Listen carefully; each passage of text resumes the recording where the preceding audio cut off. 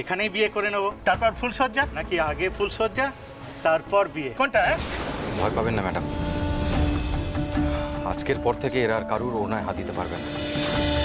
ও দাদা, তুমি এখানে কি করছো? ওদিকে বাড়িতে তো শিব পার্বতীর পূজা হচ্ছে। আরে তুমি যাতে খুব তাড়াতাড়ি একটা সুন্দরী পাত্রী পেয়ে যাও, সেই জন্যই তো বাড়িতে। থাম থাম থাম, আমি আমার পছন্দ মতন সুন্দরী পাত্রী খুঁজে পেয়ে গেছি, আমাকে বেশি জ্ঞান দিতে হবে না।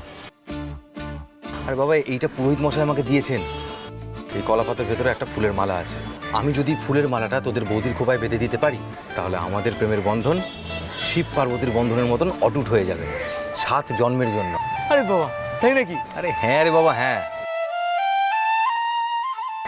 এই ফুলের মালাটা তোদের বৌদির খোপায় বেঁধে দিয়ে আমাদের প্রেমের বন্ধনটাকে 7 জন্মের মতন বন্ধন বানাতে হবে।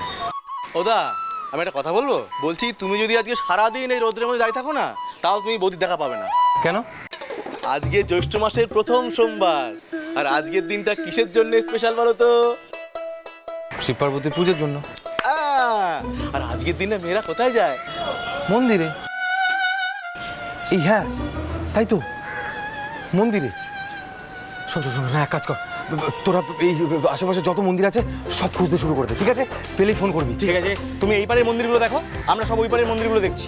পেয়ে গেলেই তোমাকে জানাবো, কোনো চাপ নেই। পাক্কা আছে, তাড়াতাড়ি বেরিয়ে পড়, ভালো করে খুঁজবি কিন্তু। হ্যাঁ একদম। পেয়ে গেলে ফোন করছি, ফোন ধরো। হ্যাঁ,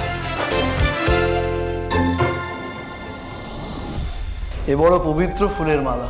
যেমন মহাদেব এবং পার্বতীর সম্পর্ক অটুট রয়েছে, আপনার সঙ্গে আপনার স্ত্রীর সম্পর্ক চিরন্তন থাকবে।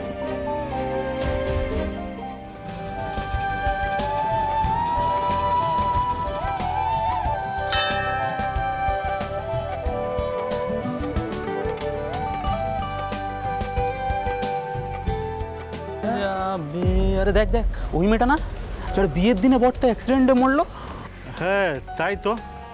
আহারে, কি সুন্দরী মেয়ে, না হলো বিয়ে না হলো ফুলসজ্জা। হ্যাঁ, চ চ চ দেখি, চ। কি গো, বলছি আর কতদিন এভাবে একা একা ঘুরবে? আমাদের একটু চান্স দাও। সুন্দরী মেয়েকে একা বেশি দিন থাকতে নেই। এ আমাদের মধ্যে কাকে পছন্দ বলো না, বলো বলো। কি হচ্ছে নাকি? আমরা তো মন্দিরেই আছি, এখানেই বিয়ে করে নেবো, তারপর ফুলসজ্জা, নাকি আগে ফুলসজ্জা তারপর বিয়ে, কোনটা? কি করছেন নাকি আপনারা বলুন তো?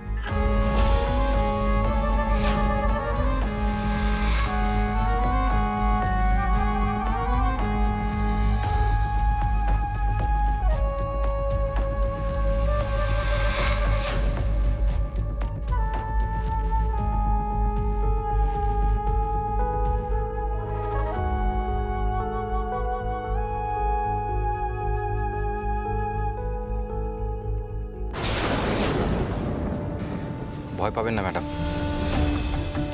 আজকের পর থেকে এরা আর কারুর ওড়নায় হাত দিতে পারবে না, কারণ এদের হাতগুলোই আর আস্ত থাকবে না।